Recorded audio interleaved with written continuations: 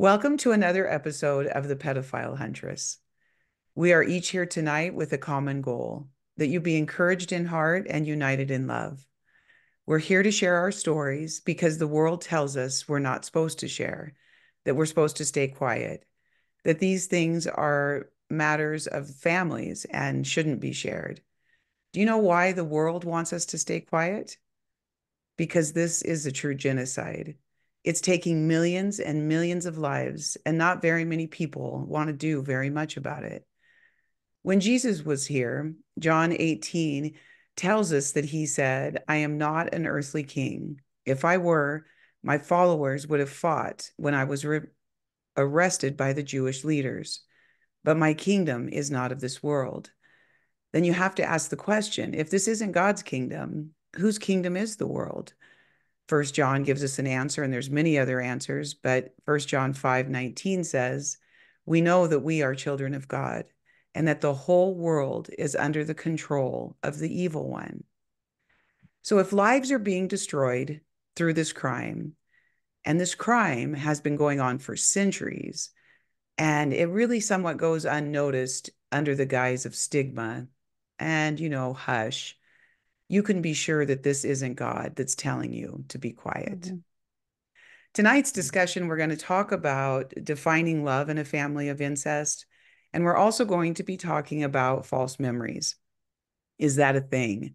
So I want to start with this article that Carol sent in from The Atlantic. And I think with me tonight is Emily again. Emily, welcome. Thank you so much. I Hello. think I think you have also had the opportunity to read this article, right? Mm-hmm. And so I this did. this article is crazy. This article came out March 18th, 2024. The title of the article is DNA Tests Are Uncovering the True Prevalence of Incest. And it says that people are discovering the truth about their biological parents with DNA and learning that incest is far more common than people think. And it goes on to tell the story of this man who was adopted in 1973, and the adoptive family keeps this newspaper clippings, and Mm-hmm. sometimes he asked to see the newspaper clippings, and the headlines were mother deserts son, flees from hospital. His mother was 14, excuse me, the 14. the mother in question was Mm-hmm. 14, and she disappeared. So through DNA analysis, they find out that it's such a close match that it had to be his father was either her brother or her father. And the article is fascinating because it says in 1975, around the time of Steve's birth, a psychiatric textbook put the frequency of incest at 1 in a million. After Mm-hmm. DNA testing came out, this article says that now after this research database, they put it at 1 in 7,000 people. And if you think about that, we have 7.951 billion people on this planet. Can you imagine, Emily, how many? Because again, the statistics aren't right because 1 in 9 report. So the Mm-hmm. underreporting, this tells you this is true genocide. When we talk about this, because I've talked to people all the time coming through this, and they are fighting for their lives. They're Mm-hmm. fighting to Mm-hmm. stay with their sanity. They're fighting, to stay in this. And so I love to give this kind of story because it's so much more prevalent than research tells us, because research isn't right. Because this is why I started this tonight with you guys. The reason you're being quiet is because the prince of the power of this air wants you to be quiet. And Mm-hmm. here's Carol. Carol is gonna join us right now. But Emily, Yay. tell us about that, and then we'll welcome her in just a minute. Tell me what you feel about those when you hear about that 1 in a million. But when DNA testing comes around, now they say 1 in 7,000. It's crazy. Yeah. Yeah. And based on what I remember from the article, that was a statistic in the UK, like the UK Yes. scientist. What I think it shows is society is suffering. Like there's so much silent suffering going on. Yes. And there's so much pain. I mean, I know from my experience, the pain that I've had and that I have gone through alone. And if it's that prevalent, that means that there are millions of others that are going through that pain. So it becomes a societal wound that is not being cared for. And it's tragic. That's what I Wow. think. That, you know Mm-hmm. what? A societal wound. It's so true. And we're going to welcome Carol now. Carol, we have just started with your the statistics that were in the article that you sent, and it's just Oh, okay. fascinating. And Great. so Emily was sharing with us about what she thought. And I think it's so true that the silent suffering and the societal wound, it is. And we started the podcast tonight with why is everybody so silent, right? Yeah, I mean, it's for Yes. generations and generations, Mhm. decades, centuries, you guys, centuries from the beginning of time. Mm-hmm. And this is something that the society's not going to help us with this. Don't you agree, Mm-mm. Carol? That I don't see society stepping up and saying, "Hey, everybody that came from incest, No, stand up and come here. We want to help you." Tell me how right. come you think they will or will not help us? I don't think I don't think society will help us until it becomes talked about much more often. I mean, I think one of the most important things we can do is that it's being talked about and defined within our social circles, within our families, as awkward as that can be. Mm-hmm. And Mhm. also remember too, it's around the world. It's all over the Exactly. world. This is Yep. happening in Oh, every culture. yes, I love Yeah, that. It's so, no, in keep every going. religious group. Yeah, Hmm. it's um it's a huge problem, and possibly the United States is doing better than most, and that's not Mm-hmm. very good. Right. And yet, an article that I read, they said that America is not doing well facing this problem, and that we Mhm. we have one of the biggest, you guys, child sex trafficking problems in the world is in Mm-hmm. America. And Mhm. so, I was listening to this podcast today, and they were talking about trafficking children. And one of the things they said that in our government, because this was a person who came out of our government, and they said these people have perversions. They're bent, they're twisted. He said, I've worked Mm-hmm. around it. This is not just stories I've heard about. I worked with these people.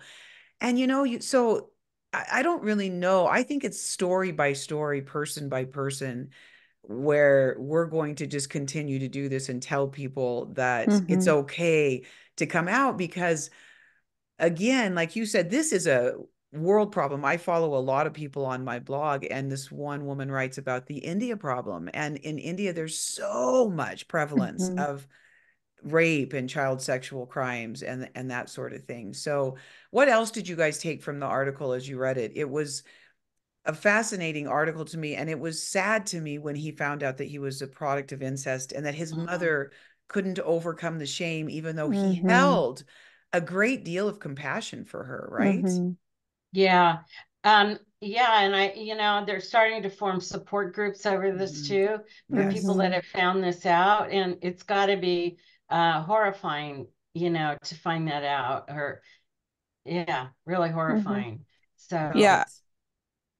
I thought it was wonderful the way that the couple together really took it on and they're supporting Yes. people and creating a network through Facebook Yes. and through what they're doing with telephone calls. And I think it's another example of their own personal Mhm. willingness to enter their own story yeah. that then helps them heal and be able to help others. And that I have encountered individuals who, well, one individual that I can remember that found out that she was a child born through incest, and Mhm. she was in college at the time, and it was very, very difficult for her, very difficult. Mhm. And she was open about it, and her peers were kind. And I think that that's a hopeful thing Mhm. because Yes. her generation was able to acknowledge that and hold that, and she was still their friend. And it wasn't like they were not, they still cared for her and supported her and Right, listened because to her, again, it's all not the that. child's Mm-hmm. stigma, but I thought it was really Right. important. that the article said that these DNA companies, 23andMe and the other one, they will not tell you if it's an incest match. You Mm. actually have to kind of dig deeper. And so again, it perpetuates this kind of, and probably they don't want any liability, but I guess I just want to say out loud Mm-hmm. that to watch for that, because these people took the next step to actually dive into that when it was found that, the DNA match was so close. They actually won't identify that as an incestuous match, Mm-hmm. which, That's interesting. yeah, it is Yeah. interesting. I thought that Mhm. was interesting as well, because again, we started this with the world is not going to tell you it's okay to tell your story. It's there, it's just not Right. going to, because No. the drivers of this world are just dark forces. And I'm going to believe that till I leave this planet. But we can do what we can do, every story at a time. But he does find his mom, and I want you guys to talk a little bit because I know that you understand the mother. She Mm-hmm. had to hide in shame, right? So in the story, the article talks about him reaching out to his mother, and he sends the letter certified mail. The mom accepts the letter, and he gets this certified green card back that we're all familiar with. And he Mm-hmm. Yeah. holds the card and he says, "My mother actually touched this card. It was very important Mm-hmm. to him." Yeah. And yet, to this day, she's never Mm-hmm. reached out and contacted him. You guys Yeah. talk about we can only identify the way we feel, but wouldn't that be a difficult scenario for her? Yeah, Mm-hmm. I don't think anyone's going to the adoption agencies and saying, well, here's my child and it's from my father. It's Right, like right. there, people just don't have that comfort zone. Or even, if you keep the child, I can't imagine as a mother having that conversation of, by Mhm, the way, mhm. darling, your grandfather is your father Right. also. Your daddy's your Um, Mm-hmm. granddaddy. Yeah. And yeah, yes, I've yes. actually I've had a woman on the show who she did have her father's son. And she's a Wow. remarkable, remarkable woman, but it's been very difficult. And her son was born with some disabilities. Mm-hmm. And she's brought him back because he wasn't getting good care. But the amount of strength it takes to live her Mm-hmm. life, I honor Yes. her, and I give her such Mm-hmm. respect for saying, I'm going to love my son. He's my son. But Yeah. these things, you guys, they're so, but just because the story's hard, I liked, Emily, what you said about, or it was Carol, someone said, this is a person who stepped into their story and is owning it. And that is indeed how we change our lives, right? By owning Mm-hmm. our stories. Right. Right. And you know what? It's just a fact of life. This has It happened is over and over and over. Thousands and thousands of children are millions, born from this. And right? and in some ways it may be very good for the topic of incest, that when people start finding out they're actually a Mhm, product of this, mhm. that could get people talking and starting to bring this out more. Well, and he says in the article, he said those were some of the worst months of my life because he felt Mm-hmm. like this dejected secret, like somebody had just thrown him away. Mm-hmm. And I guess if anybody's listening and they've come through that, that's in your DNA, or just again, these complications that are with incest. We cannot say enough how you're a victim of these crimes. These are Mm-hmm. crimes. These are not Yes. family secrets. These are crimes, and they need to be Mhm. convicted for the crimes they've done, right? So talk a little bit about that, you guys, that we found the courage to come out. I can't say I'm proud of my past, but Carol, it's like what you just said. It is what it is. I can't change Yes. Mm-hmm. it. It is Mm-hmm. what it is. I It don't was hide it. handed to us on a platter. We had nothing to do with it. I And Exactly. always feel like it was the hand of cards I was dealt, and yes. Yes, I have to choose what I'm going to do with them. Mm-hmm. exactly. Mm-hmm. But Um, on many yeah. ways, we're normal. You know what I mean? Like people don't understand that. We normal. I'm a great cook. Carol's an opera singer. Yeah. You have a beautiful career. We do all kinds of things. We are a normal person beside you. And I think that what we're trying to do here as well is normalize, right? Like, yeah, they're horrible crimes, but a lot of Yes. people live through horrible crimes. And Mm-hmm. sure, we Hmm. have residual effects. Right. Right.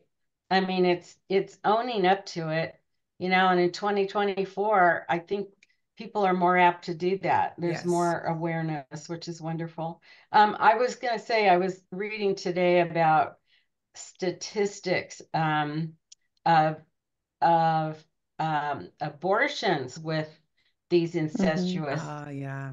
this incest violence. And anyway, very hard to get the statistics, but they think about 10% of the girls get pregnant. And of that, maybe 10% get abortions.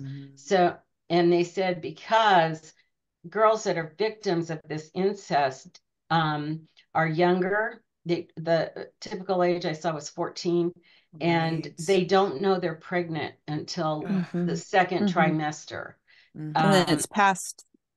Yeah, it can be past that, which was just kind of interesting to me. And that because of the family dynamics and the power differential with their father, they're much less ready to go try to seek outside help. So, it's all a big circle, It that's is, on. right. And again, the numbers are huge because like you just said, Yeah. even when they talk about 1 in 7,000, which this article, kind of came to this assumption, which you guys, by the way, is dramatically different than the statistic in 73 that said 1 in 1 million. I mean, and that number is still, as we know, far off because Way the far off. the secrecy that's Mhm. around this, that if somebody, like I always say, if somebody came into your house and raped you in the middle of the night, are you going to keep that a secret because our privacy is more important? It's Yeah. ludicrous to think that. So I don't know why it is that victims of incest are told, oh, that's a family thing. We don't want to hear about it. I don't Yeah. get it. It's all that protecting the father and possibly the The breadwinner. mother. Yeah, and protecting the mother who's married to him, right? There's all those dynamics that go into it. Unfortunately, that make it Right. very hard for them to speak up. Right. It's very true. So, one of the things I wanted to talk about before we talk about love and incestuous family is, Carol, your book is titled First, I Believe You. Right. Can you tell me why you titled your book that? You know, um, I heard that phrase near the end of the writing of the book, and it just really hit me that that's the fundamental um, desire, I think, of any incest victim that comes forward. I think to believe that person, to believe that child that comes forward and to act on it. Uh, and, within my family, it's been very, very difficult with that. People have not believed me. And, we have to change that as a society We do. with incest and other forms of sexual abuse. That the person that speaks on this is telling the truth, very Right. difficult truth. It makes me think also, I'm kind of getting back to that other concept about well, if 9 out of 10 of these babies are kept with these incest victims who become pregnant, who raised the babies, and so Right. mom would find out. Mom would probably know who did this, if unless the girl said, "Oh, I was just raped by an outsider." So it's interesting because it also shows more of the family knows what was going on, and they probably did nothing to the perpetrator. Oh, I so agree with that. I so agree with that. Emily, can you tell us where your family stands with that? Do they say first, I believe With you? Right. Yeah, first I believe you, right? Have they said that to you? First, I believe you, but then love, let's talk about the rest. Was that your experience? Well, my experience has been really mixed. I've only disclosed my story to in my family to, let's see, 4 or 5 individuals. It's been quite a mix of responses. Um, None of them said they didn't believe me. Good. That's awesome. So That's that's good. awesome. Now, Yes. not I had then mixed response in terms of their expectations of me as a victim, and their ability to support me or not, their expectations of how I would move forward in the family is mixed. I've had some people who are indifferent or just neutral, like you do what you need to do and we're going to stay out of it, which honestly, that's probably a pretty wise way to proceed in some ways. Right. Um, but then other people who expect me to remain in the family, but I never was not believed, Oh, which that's Good. good. Did they ever mhm. ask you why you didn't say anything earlier? No, because I did say something earlier Okay, and you did. to my That's true. parents. And I also, my aunt, who is my biological uncle's wife, so like, through marriage, my aunt, Yeah. Hmm. she reminded me of a conversation we had at a family reunion. She and I were in her car. We were driving from one location to another. And I said, I wish our family was more honest. And that flagged something for her. I didn't tell her why. Hmm. I didn't Mm. explain more to her, but I did say that. And she remembered it when I explained everything when I was 41 years old to her for so many years. Right. Um, so I think people don't know what to do with the information. They don't know how to stand Hmm. up to powerful people. They don't want to make waves. And so it just becomes um, something that people hear, something that could be a red flag, but there's no action taken. Yeah, that in that Right. case. Mm-hmm. Right. Well, I think it's important to understand too, like with you, Emily, this was an adopted brother, Mm-hmm. right? Right. And I mean, maybe, Mhm. what I've seen in my family relations is each step away from the, blood relatives, it gets easier for them to accept. So, cousins that have been supportive and believe me. My Mm-hmm. immediate family, I had nobody, Mm-hmm. not one person that believed me. And so I don't know. That may have worked as an advantage to you, Mhm. that people perceived it a little Yeah, bit but differently. one thing that is tricky is that my mother has been trying to cover up the whole thing forever. And so even when Mhm. I was dating my now husband, she kind of pulled him aside and said, well, when Emily was a child, I never knew when she was telling the truth, and she's a Ah, storyteller. And she was like Wow. priming him yep. to try to make him not It's believe me. classic. So I think the power of the people who are in control of the situation when if someone is a victim. And thankfully, my husband was freaked out by her saying that. He didn't take it seriously. He was like, whoa, Right. Right. Well, he was they've got wise. He right. was wise. These Mm-hmm. families have stories they need to cover. And so Exactly. one of the things Yeah. that's really difficult when you're raped when you're very young is, to me, it reminds me of, like, when you get a sliver in your foot and you can feel that you can feel the injury and then the sliver Mm-hmm. kind of disappears, right? So it's there, you can feel the discomfort, but sometimes you can have a sliver for a long time before it gets infected. And to me, this is how memories sit in our mind.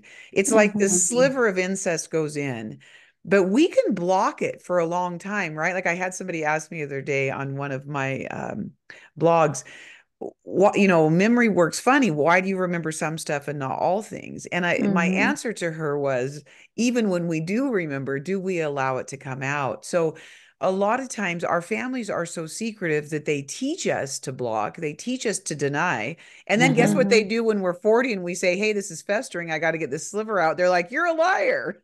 You're a liar. You're right. When you're the Right. ones that taught us how to do this. Yeah, right. I mean, And the brain is extremely powerful in yes. its defense mechanisms, and allowing us to just get through childhood before Mm-hmm. maybe we had to start really facing this. And it's amazing. And they do know now. and I can't remember the exact way, but your body or your brain produces all kinds of chemicals to make you forget or to counteract. They say it's a life-threatening Right. moment. Traumatic Your brain event. releases all these Yes. chemicals during an assault, and then it releases things to counteract that because they know your heart could you get a heart Right. attack even as a Mm-hmm. child. So it's also very biological what's Hmm. going on, you know. It is. Mm-hmm. And actually that's a really cool thing. And I love when we talk about these topics because when I witnessed that murder, when it came back, as my counselor explained it, and this is layman's terms, I have not gone to school. I mean, I feel Mhm. like I have because I've been in counseling for Yeah. 25 years.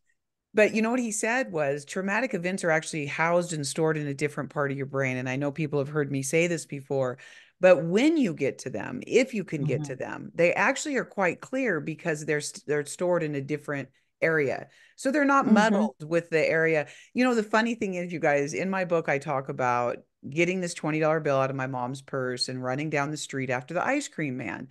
That Mhm. was this, I was the same age as when that murder happened. Not one person has said to me, I don't believe that ice cream story. Right. And Right. Right. and not very many have really said about the murder, but I'm telling you, there are people who are like, well, I'm not really sure. How can you tell it? Well, I can tell it because my body, my visceral reactions to it.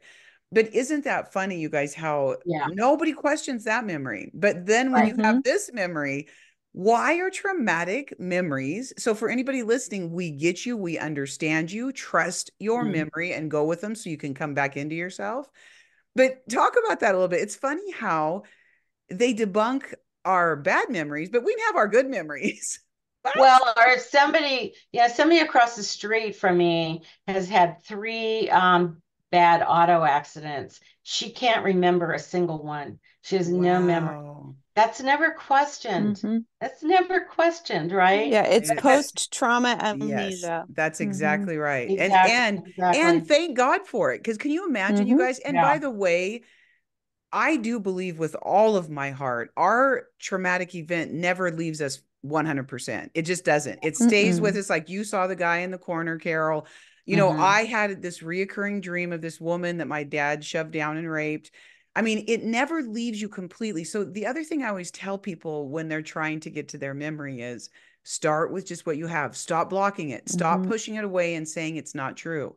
Let Hmm. it come forward because part of what we can do though as humans is tell our mind we're not going there, right? Like I Mm-hmm. talked to this Hmm. woman the other day and she said to me, I don't remember anything from 13 past and I'm pretty sure there's sexual abuse there. I'm not going Yeah. there. What would you guys say Mm-hmm. to her about that?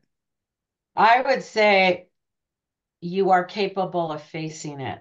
I think people are Mm. terrified to face Mm-hmm. it.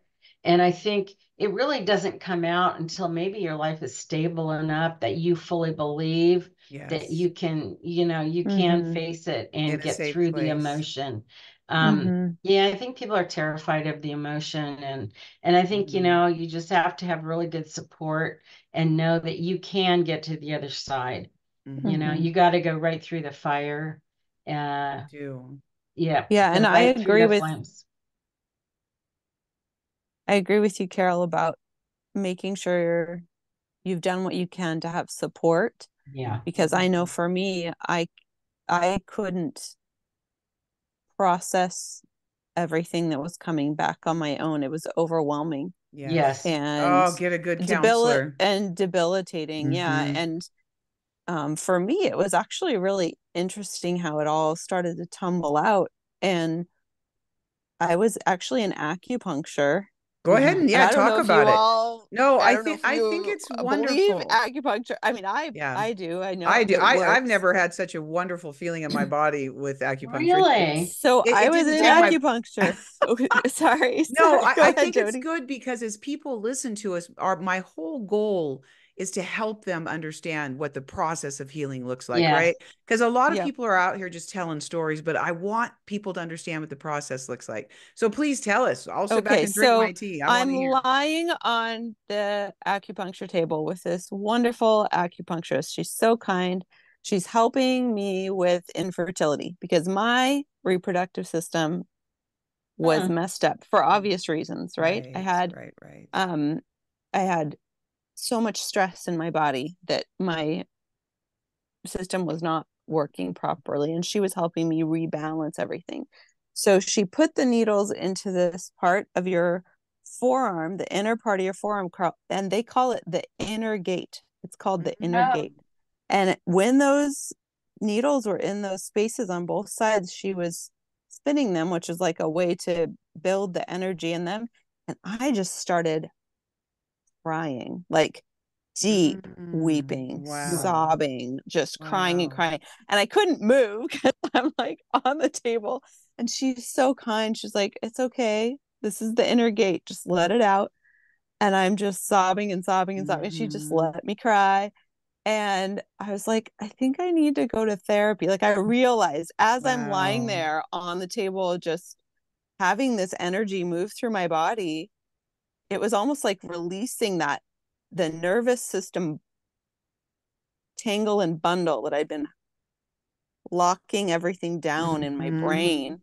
Mm-hmm. And it was a powerful moment. And then her advice to me, and who knows her story, right? But her Right. advice to me was seek a counselor who's older and who specializes in trauma, because you need someone who's Mm-hmm. mature enough to handle Yes. whatever your story is. yeah, She that's didn't true. even know what my story was, but she could tell how deep it was and Right. how suppressed it was. So it was a, a good moment, but also scary for me because I didn't know what was coming. I Yeah. didn't know how much work I had to do, but I could tell it was a lot, obviously. And so I did. I went on to psychologytoday.com and I Mm-hmm. sought an older female therapist who had experience in trauma and sexual abuse. And Mm-hmm. she was a good landing place for me. And I'm glad for that advice, because I've heard stories of people who have sought therapists who say, I can't handle your story, like you're Oh, too much. And then, I've been fired by therapists. yeah, and then that is only re traumatizing and re Right. Yeah. stigmatizing. Two times I was told I'm not qualified to handle you. Right. Yeah. Mm. Which, That in some ways is responsible, but it is. also That's how I looked also at it. really Yeah, difficult for it is. the person seeking help. Even So, scarier. Yeah. Yeah. yeah. When your therapist can't handle it. Right. And like I wrote about in my book, I knew something was horribly wrong with me. I just had no idea what it was because the trauma was just circling my head. And I went to many therapists who just had no idea that this is how sexual abuse can look. Um, but yeah, Wow. I found an older man Mm. um, was recommended to me, and he was an absolute godsend. I mean, Now, Carol, how did your first memories come back? So, see, it's like that sliver. I knew something was wrong with me. It was starting to yeah, get infected, but I couldn't find the sliver. isn't that you It's look back on it normal. now and you're like, how did I not see I this? know. I But know. of course, I had no memory of it at all. Um, but things were building. Things were building, and one of the big things was my father told my daughter in front of me that he'd be accused of molesting her, my 4-year-old, if she slept with him. She wanted to sleep in his bed. Mm, And I just could never put it back in after that. But there Mm. have been a lot of mm, things I felt like I was just losing my mind. mm. And it's terrifying, but it's also terrifying to try to hold this all in. Well, it Mm-hmm. is Right? because I remember you talking about this man, this shadow that Yes, followed you all the time. yes. When you have those reoccurrences in life, Hmm. those are flashbacks that are coming back, right? Like Hmm. when you learn what your brain's doing, it's saying to you, but you don't know. Like I I used didn't to, know what it was. I didn't know. I always thought this woman's spirit was like hunting me because her murder was unsolved. So I was terrified that, somehow her spirit's roaming the earth and coming and getting me. And then my counselor would say, Jody, tell me where you saw that woman. And I'd say, oh, she's walking up to me when I'm sitting in that white chair. And all of a sudden, I understood, instead of being terrified by my mind, I understood the gift that it was trying to give back to me. It was Yes. because you know that it actually takes parts of our brain to suppress things. So Mm-hmm. we're not using the full Mm. capacity of our brain because we're repressing, we're repressing, we're Mm-hmm. repressing. And that now does that actually takes mind power, so that we're exhausted, we're Yep. confused, it's Hmm. complicated, we're not Depressed. ourselves, we're depressed, right? Hmm. Because Mm-hmm. we're spending all this time shoving stuff down that we don't even understand why, or having these mental returns that are valid and honest and real, but we don't know what the fuck's going on, No, right? we have no Mm-hmm. idea. If Right. I got in any kind of a locked in place like airplanes or any kind of ride, any I don't know, dark places, I was like Mm-hmm. total trauma to me, and I just cry and cry and cry. I had no idea, And it makes you what feel it was. crazy because you're Yeah, oh having this yeah, strong reaction, and you're like, right. I remember one time this pastor said to me, Jody, if you can't believe the memories, believe what your body's telling you. And that was a Mm-hmm. Mm, really wise thing, because I would Mm-hmm. have physical pain in my vaginal area. yeah. I had all these other symptoms. It wasn't just what my mind saw. My body, now we know, of course, the body keeps the score, but I started healing Hmm. a long time ago before all of this happened. And my journey took me a good 25 years. I think I'm going to heal until I die. That's just my opinion, Me because, too. it's just, Me too. I mean, I don't believe there's this place of nirvana. And I know a lot of people, particularly people that, have this religious bend, that you're just healed and boom, Hmm. God takes it all away. I think God says to me, no matter what happens next, Jody, no matter what, my dreams have subsided, thank God. But Hmm. like, I'm having this surgery, you guys. And so to go to a physical therapy You appointment. are for your Oh, hip. I am on Monday. I go in, and so I went to this PT. I'm just giving you an Mm. example of how God cannot just remove our experiences in life. And Mm-hmm. so I walk in there, and my father, when I was still in the small house, you guys. So I turned Mm. 4 out of that house. He broke his leg, and he was in a wheelchair. Well, he raped me in that real wheelchair, and I was terrified as a little girl of that wheelchair. Mm-hmm. And so I had to fight not only the fear of this surgery. I can still feel it, because I don't talk about these things Mm-hmm. very much, because Mm. it's just the stuff that we have to deal with, right? And so Yeah. Mm-hmm. when I'm Mm-hmm. walking in there, I'm just getting that fog of PTSD, Sure. and I need to stay present, but I want to run, and everything's terrifying me. But then when I see the new walkers, they don't look old school, and it Hmm. started calming me down. So without going further into that, you can't just pluck that out of your being. Like, I have No. healed, I Mm-mm. have done the right things. I still do the right things as much as I Mm-hmm. can. I drink wine to calm down too, and I think that's okay. Mm. But you know what I mean, you guys, that our mind, our bodies return to us what our mind cannot. That's what I'm trying to say. Hmm. Right. And it'd be really nice if you could share that with somebody in that, situation of, Right. you know, My daughter called that night, and I talked, and when I heard her voice, I talked it through, and I just burst into tears, because I'd been yeah. Mm-hmm. holding that in all day. And I would encourage people to do that. Carol, thank you so Well, much for that. It yeah, is. and actually, I work in medical care. I work in rehab, and Oh, Oh, that's right. everyone, everyone is so in my building, if we know that someone's come through trauma, Oh, that's the cool. doctors alert everyone. They respect the person. See, and yeah. Like that's there's so much beautiful. awareness in the medical community, at least in my experience, of the reality of that for people. And, okay, this patient needs these things to feel safe, and this Mm. patient needs these things. But it does take having that conversation with someone. And And on my see, and team, we have a I hate saying psychologist. that.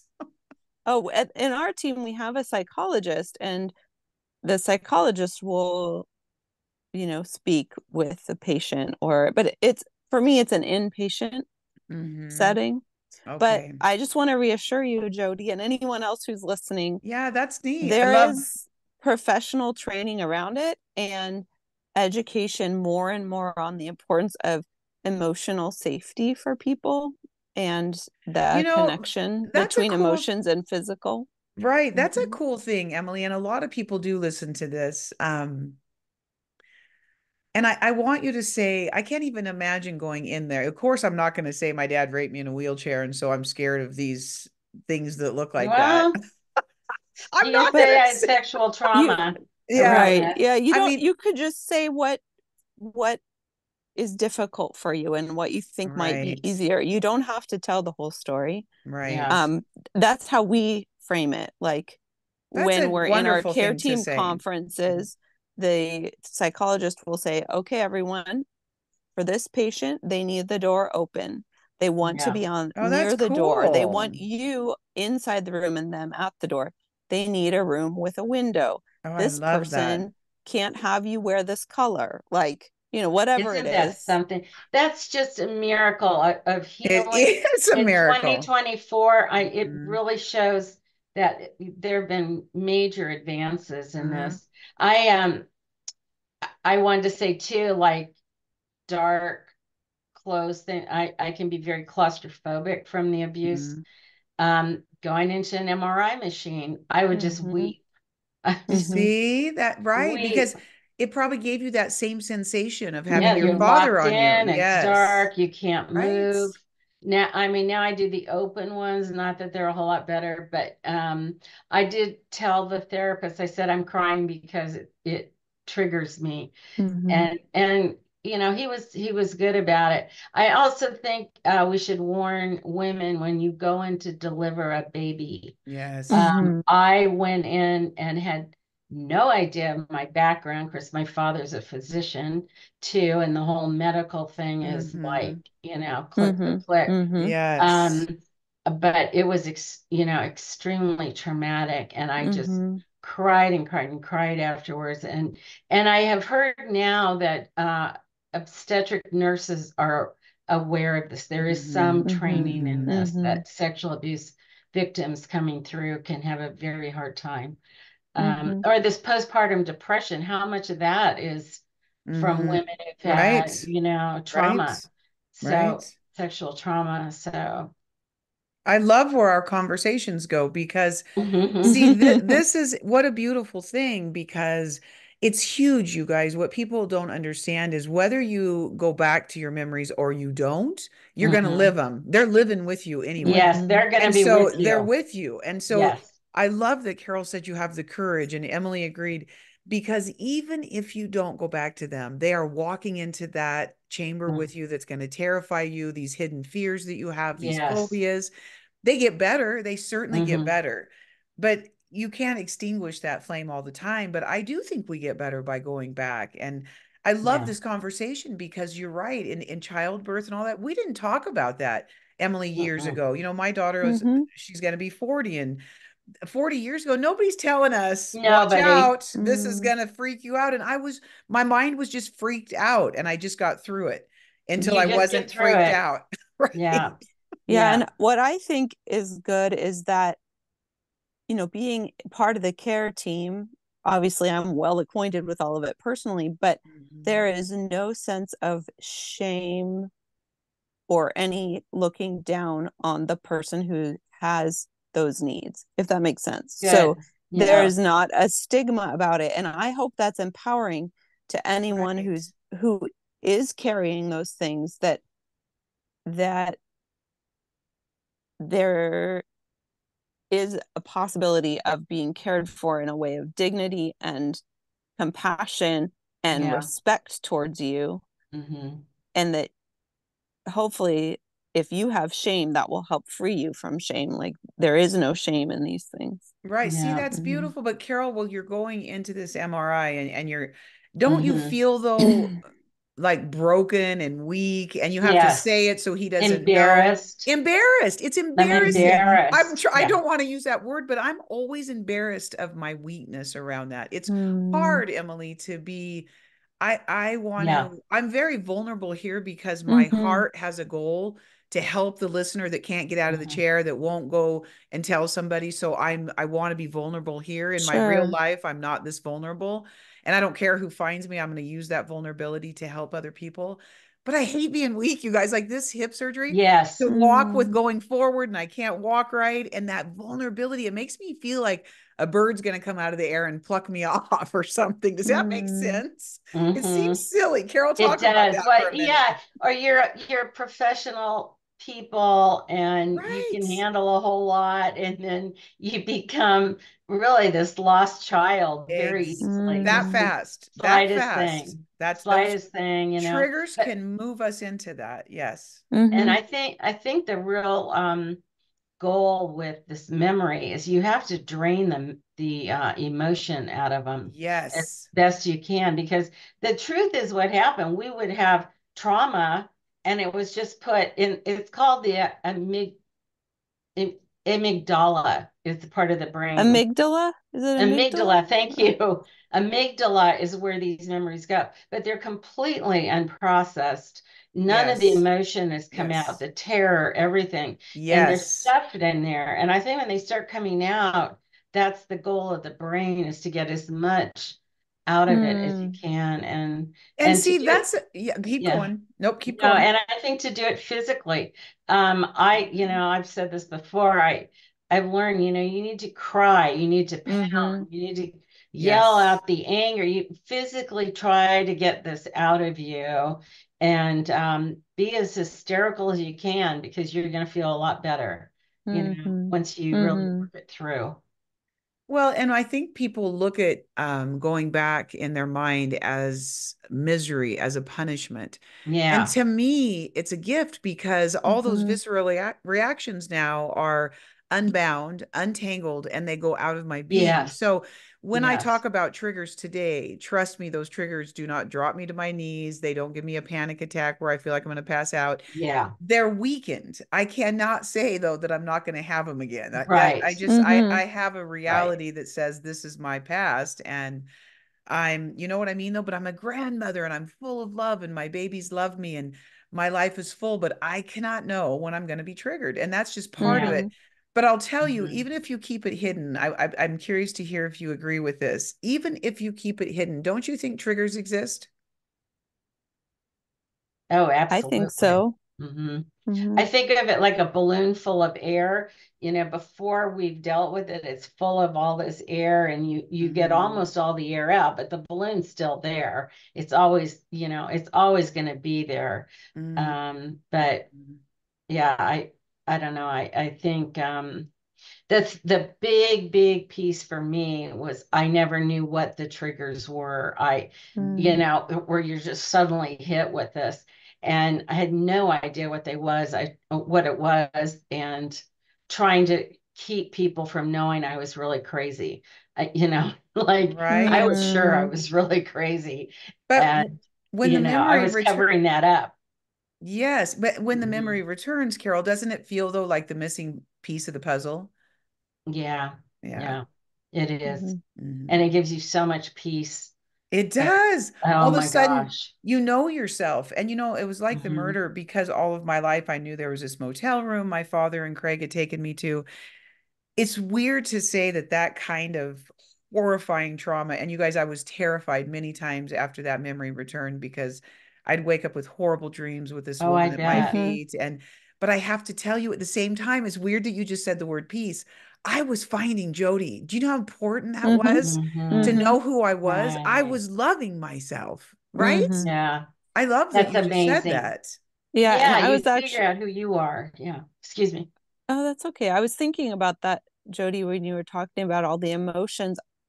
I feel like expressing those emotions and letting them all come through is like giving an ear and an audience and validation Yes. to what actually was happening to me Hmm. at the Hmm. time when I was just dissociated, silent, Hmm. Hmm. frozen, Yep. fawning to my parents, all of the ways I was surviving and pushing aside the terror Hmm. because I had no other choice at that time. Hmm. And then to be able to actually express everything and acknowledge the horror of it and acknowledge and allow myself to feel Hmm. what was the appropriate emotion and to Yes. have the ability to meet myself, like that part of myself that was just never cared for and kept Mhm. deep down because I was taught to just stuff it all, and then to let it all come through Right. is, I remember my therapist saying, your next step is integration. And I remember saying, I don't want to integrate this. It's too awful. I Right. don't want this to be part of me. This is too Oh awful. my And God, I that's so remember true. saying that to her. And she was so patient. She just let me be in that perspective. And then the next week I came back and I remember starting to have a glimpse and a feeling of incorporating my true past in a way that allowed me to be connected to myself That's because I'd Yeah. always beautiful. been disconnected before. Hmm. So I think that allowing the emotions is loving yourself. That's just That's like you true. said, Jody. A hundred And I think percent. I Mhm. felt like, it was like I was right all along. Something Yes. Hmm. all had happened, right? Hmm. Yeah, you kind of get back to yourself that I should have trusted myself that I did Hmm. know something crazy was going on Hmm. and growing And I up. really wasn't safe. I wasn't safe. Yeah, we weren't safe. Mhm. It was We weren't absolutely No. safe, which, by the absolutely way, terrifying. right, is a perfect segue into let's talk about love in these families because Mhm. everything that we just talked about was no dictation of a loving home. A Right. loving home would not create denial. A loving home would not make you block memories to come to the dinner table. A loving Right. home Mm. would not make you disassociate with yourself, by the way. So, Mhm. when we talk about this, I thought it would be interesting if we talked about what we believed love was. So, if each one of you would just take time to tell me how, when you look at your child, embrace love and tell me what love means. Go ahead, Emily, and start with how you see love in your life today. Today with like my child now, Mhm. well, I feel like I'm just discovering who she is. Like I'm amazed at how I believe God has made her. I think she's unfolding and I'm here to be with her in that process and support her and provide for her needs. And in terms of love, um I want her to know that I love her no matter what, and she doesn't have to perform anything. Like, I'm not the type of mom that wants to dress her a certain way to present her to the world. It's like, you go choose your clothes. If you're all covered and you meet the school dress code and it's appropriate to the weather, you be you. Like, uh, I don't want to force her into anything that she's not. Like, she needs to follow certain expectations, like be to school on time and you need to do this chore every week because I want to teach her responsibility and all that. But um I I just think overall I delight in her, and I want I want to be a supportive, present, safe, open, caring person for her. Hmm. How old is she now? She's 7. 7. That's That's it. Hmm. beautiful. All right, Carol, you Mhm. tell me, looking at your daughter, I know you have a grown daughter. Yeah, and son. Yeah. Yeah, and a son, Um, right. So yeah, both of your children, just right. what is love today for you? I think, let me preface it by saying, um, we've talked briefly about this before, and you guys already made me really think differently about it. Thank you for that. But yeah, I think it's that when they express who they are and say what they're feeling, that they are loved and Hmm. valued for that.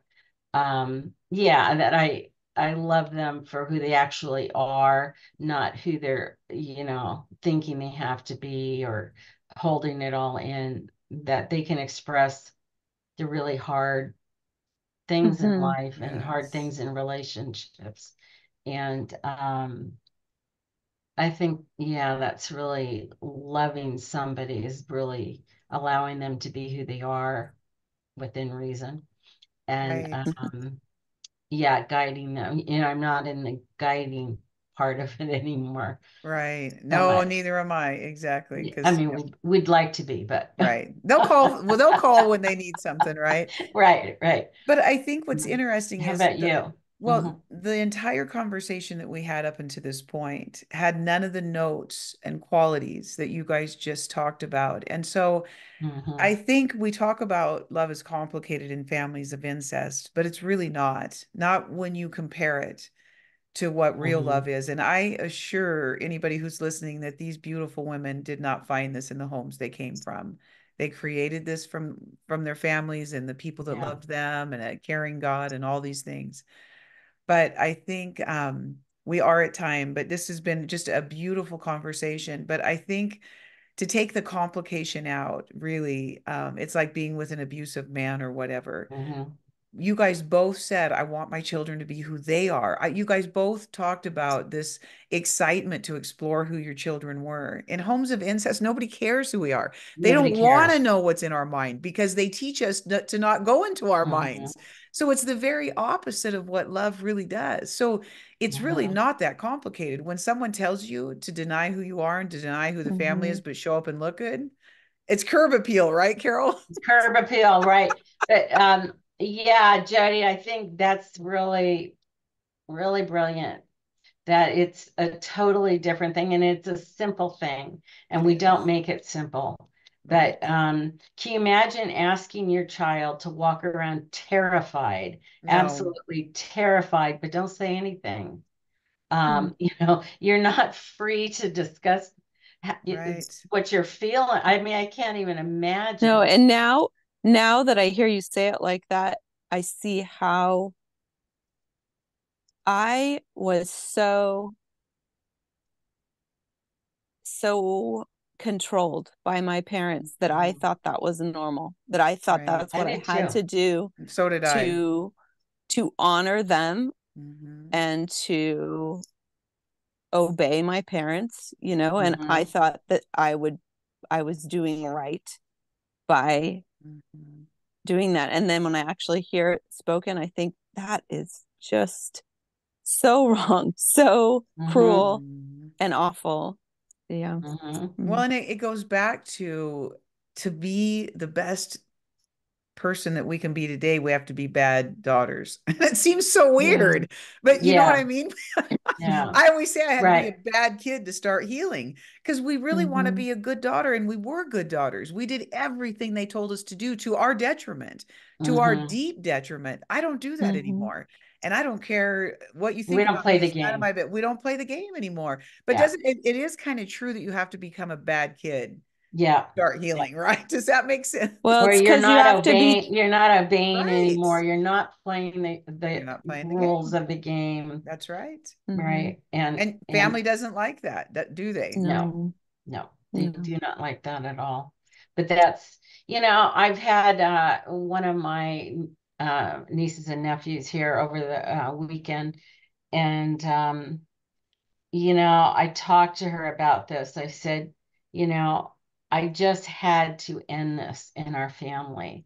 I Mm-hmm. Yes. just had to put an end Yes. to it. It's just going to go generation after generation if we don't speak up and take action. It's not Mhm. just speaking because That's people right. poo-poo it and put it away. It's taking real action that can be so painful, but so important. Right. Oh, there's a cost to it for sure, because The cost. again, as we started this, the prince of the power of this air, darkness, does not want this to come out because he's killing millions of people with it. Why would, you know what I mean? Because there's no Hmm. other reason, you guys. I wanted to read it. That just reminds me, I want to read this real quick.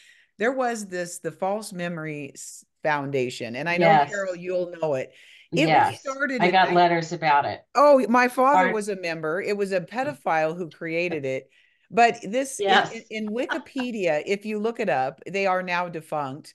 But you know what Stanton says? He states, rarely has such a strange and little understood organization had such a profound effect on media coverage of such a controversial matter.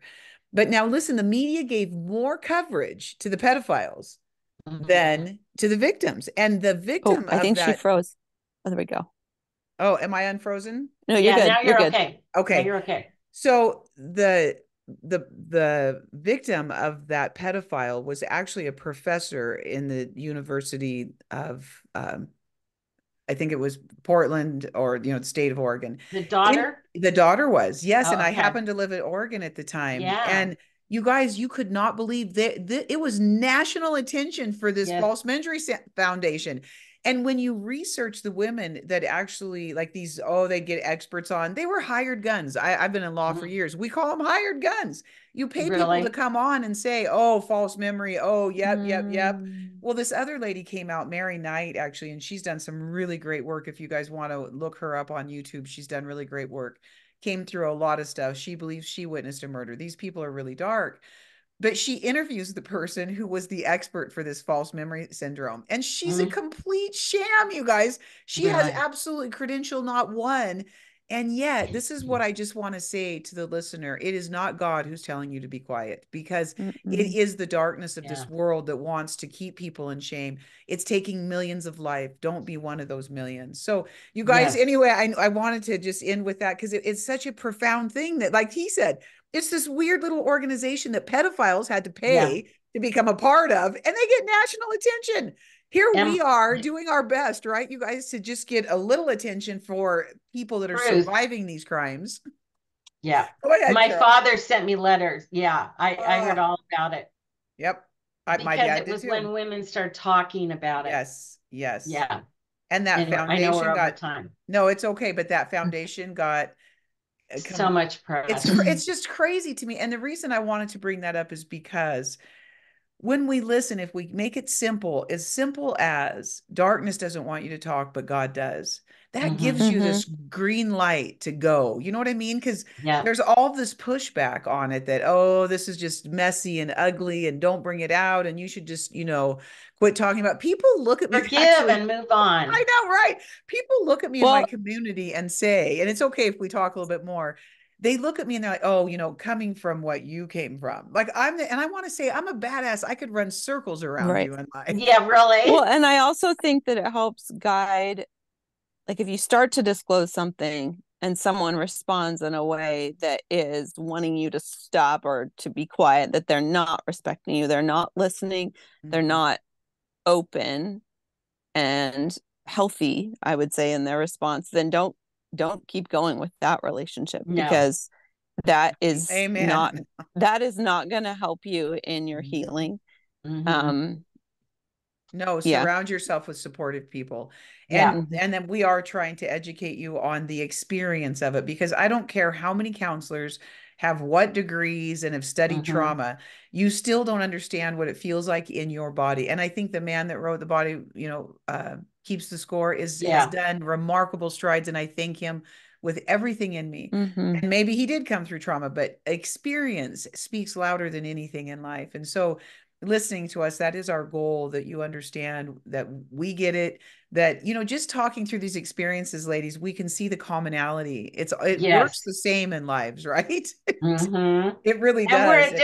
we're at different places too. I mean, Emily, Totally different you're a little places. newer in the journey, and Jody and I have been through this for a long time, long, Mhm. long Mm-hmm. time. And I So love that you brought up how much support there is in the community because we wouldn't have talked to our doctor about trauma. You know what I mean? Like, no, oh heck no.